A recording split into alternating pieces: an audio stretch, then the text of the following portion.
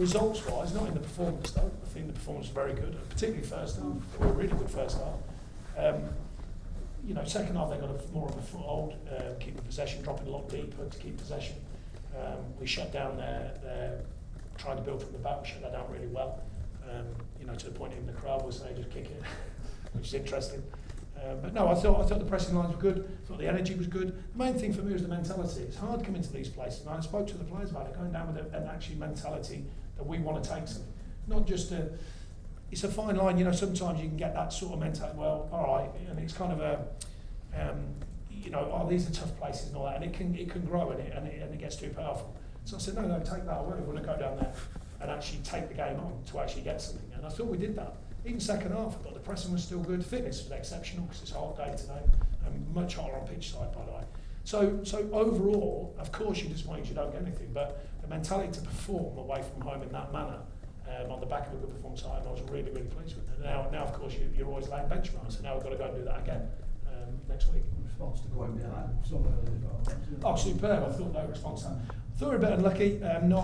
Don't want to cry at him. I think Ben's unlucky. I think I've just seen him back. He tries everything he can to get his arm out the way. I don't know where you're meant to put your arm if it's coming like here.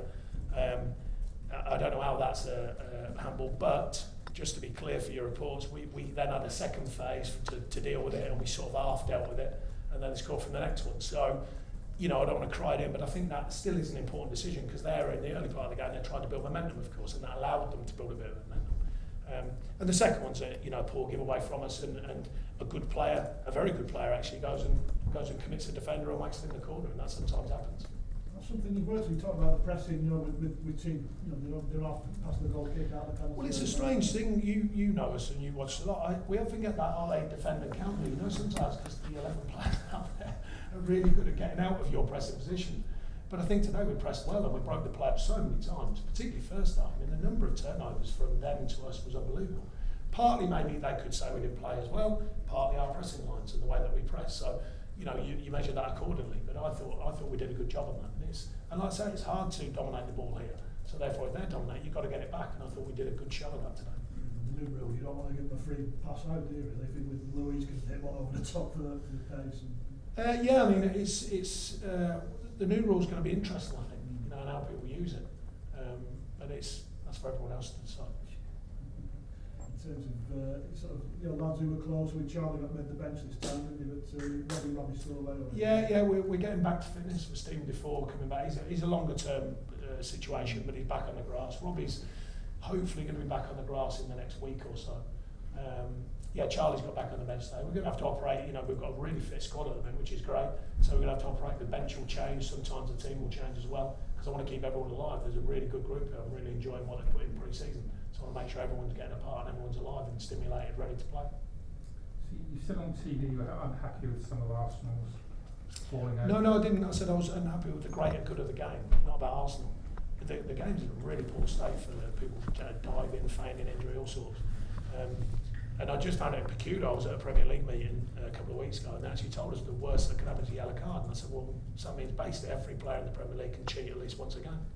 So have you ever thought about that? So I said, I don't know another professional sport, or a sport for that matter, where they actually tell you can cheat once a game, you just get a warning. I've never heard of that ever in any other sport. I find that really peculiar. I think it's really poor for the game. I've got a son who plays, and I can't be hypocritical for my own son. He sees me and goes, Dad, everyone diving on the floor, what's that all about? I go, yeah, well, it's one of them things. That's not for me. I go, no, son, it's unacceptable. Simple as that. Didn't they say you can't get booked twice in the game for diving then? No, what my point is, it wouldn't matter, would it? Because once you've had one go at it, if you get away with it, you get something from it. If you don't get away with it, then you don't do it again, do you? But you don't know any sport that does that. I don't know many sports. I don't know. Maybe I got it wrong. Maybe someone will find someone. I'm sure you'll all try. That's your job. They got it wrong. There was another sport. Which incidents today were 15 of them. I can't remember them all. That was a joke. That was a joke. 3 or 4 incidents. You can decide whether you saw them or not. I'm not going to start because it's not about. The story goes that it'll be about Arsenal. It's not about Arsenal. It's not about Arsenal. It's about the greater good of the game. The game's in a really poor state for people just literally falling on the floor. I'm the only one who ever talks about it. I find that really weird. Did you see the one last night? Tony Adams, when he was captain here. Can you imagine it? Do you think he'd have accepted it? Do you think he'd have accepted it as captain of his own players, let alone the opposition players? I doubt it. I mean, did you see the one last night, Mitrovic? No, I didn't actually. No. The chairman out for dinner last night. It was really nice. He paid as well. Impossible that a Burnley fella buys you dinner. Impossible. It's an impossible moment in time. Well, you won't like it Always when you my see road. it. Yeah. Yeah, sorry. You won't like it when you see it. Well, I think that, no, but no one else seems that bothered. And if they're not, that's fine. Mm. But I get asked questions about it, so I'm going to answer honestly and authentically. So if my answer doesn't resonate with anyone, that's fine. But when you think of, you know, an advert in worldwide football, the Premier League is, and it's blatantly people just fall on the floor, and there's children, millions around the world watching it, how do you expect it to stop? So my son's been playing since he was 8, and I see it all the time on park pitches. I see it, he's in an academy now, but I see it in academies. I see it all the time. And I think, well, how did that creep into our game? Why do you think you're the only one speaking about it? I mean, what is it? Do you think there's a general acceptance over the last 15, 20 years? I don't know. that I it don't know. just goes on? Fans seem to accept it. I don't know if it's because it adds a bit, you know, talking points and a bit more conjecture to the game, and everyone goes, oh, you know, I don't know, you know. But I remind you, I think it's really important. So when I harp on about it, it's really important to remember, I'm not talking about gamesmanship. It's been there 100 years that football's been going. When I used to play, if you clip the striker and he goes down, you're stupid. Simple as that. He goes down because you've clipped him and he gets a penalty. That's a whole different ballgame. I'm on about no one touching anyone and going down. I'm about people going down and then springing back up and sprinting after someone. I don't know where that lives. That cannot be acceptable. Sure, can you offer a solution? Pardon? Can you offer a solution? Yeah, really simply, just ban them. Straight back? Yeah, it'll be out of football within a month. Because if you're a manager, why would you want to lose your best players? If, by the way, it is your best players that are doing it. It might not be your best players, but the point is, why would you want to lose players over which actually, when you think about it, is a bit of a silly thing, really. But it's grown into not a silly thing. It's grown into a level where it's every week now. You know, they used to highlight it. You know, I'm actually saying that. You know, when you think back about 7 or 8 years, you know, it used to be highlighted. Oh. Now they don't even show it. Doesn't even get shown now. That's peculiar about life. Probably about life, actually. If your players, Probably is about life. presumably your players don't do it because you pick them up on it if they do. Probably. I don't know. By the way, we don't have big meetings about it. No. They probably maybe do this. They probably think, But if they get an advantage, surely you can't. It's difficult to sell them not well, to from do it. cheating. Well, Well, you do everyone that. else So does. well, I'll tell you what then. You know, when your kids, if you've got kids, you know, they're growing up, they do a maths test. yeah. And the teacher comes and said, your kid cheated. Well done.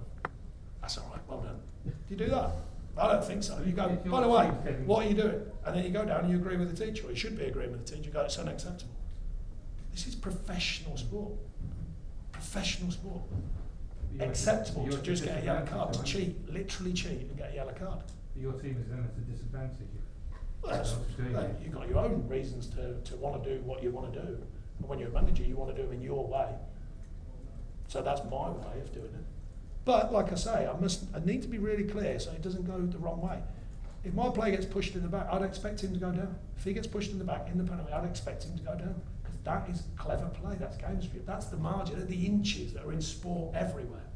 You know, tennis players taking a bit too long at the break and, you know, tying their lace, all them things. They've been there in sport for hundreds of years or whatever. But the point is, I'm on about blatant stuff. It just, where's the end? Sure, just bringing it back to the game. Just your thoughts on Nick Pope today? Is there a game on? I didn't notice. Thoughts on Nick Pope? Made a couple of really, really good saves. Yeah, he did. He was quiet early on, and then made a tip over the bar early on, which was standard. But then second half, he made 2 big saves, one down to his left, I think, and the one from really short distance later on in the game. No, I mean, he's getting sharper, because obviously he hadn't played for a long time. He's getting sharper, he's coming back. His kicking was a bit off today, but I think that'll come back to him. Really good group. I'm enjoying the group of keepers. Joe Hart's come back in really fine form and doing a good job. And then Bailey's obviously going to come up on the rails and learn from them as well. Element of Nick sort of growing in confidence as he gets back into the sort of swing. Well, most keepers, you know, I don't think they lack in a starting point of confidence, because you've got to be confident to be a keeper. You know, it's a very, you know, out there job, isn't it? You know, and I think we all judge every game, you know, what a keeper's done. But no, I think he's rounded enough, and he continues to improve. And no, I've enjoyed it. Yeah, I'm happy with the first goal. Just slipped through his legs. Yeah. I mean, the lad gets a good turn, and you know, he's not good defending from us actually, but he gets a good turn on and strikes it, and you know, hard and low, you've got a chance. Danny Drinkwater maybe need a couple of. Yeah, we've got some football from this week to see how he goes. But the 2 midfielders again today, I thought were excellent. I think they cover the ground, they're willing to press, they're brave with their pressing, and they can both play. So he knows he's got to work to get into the team, that's for sure. And just lastly for me on the makeup of the bench, you mentioned in the week about you had an extra centre out for the bench, obviously you didn't this week, but Charlie Taylor came back, so it's 3 defenders. Yeah, well, like I was just saying, I think we've got such a competitive group now that I want to try and keep them all involved. So I think the bench could change, and I said to him that the bench could be where you weren't on the bench, you could go straight into the team. Do you know what I mean? You know, it's not like, you know, there's that much competition now in all areas that I want that, but then that means some have got to miss out. So the idea is when we can, we will get people back on the bench just to make them, keep them stimulated, keep them part of the group. So we've only got a smallish group. So, you know, I think that's part of it, keeping the mentality right in the group. It's going to be important for it, but, you know, it's a long season, not a sprint, it's a marathon. It's just, I guess, just covering the makeup that you wanted extra defender perhaps and another attacking option on there. Yeah, we choose accordingly for what we think. You know, away from home, not always, but generally you probably go slightly more defensive and cover. At home you often go with more, you know, strikers, more wide players, more production, if you know what I mean. So, but no, we'll plan it out as we see fit for each game that comes. Sean, just one incident I want to ask you about. A.Barnes at the end, it looked like he pushed Sarah Kolasinac off the ball. We're talking about what players should and shouldn't do. Will you have a word with him about that? No, because I've seen it back. Kolasinac runs across him, deliberately looking at him, ready to cut across his path. So therefore he just deals with it accordingly by saying, get out of the way. So it's simple, I've seen it back. Okay? Yeah. Cheers everyone.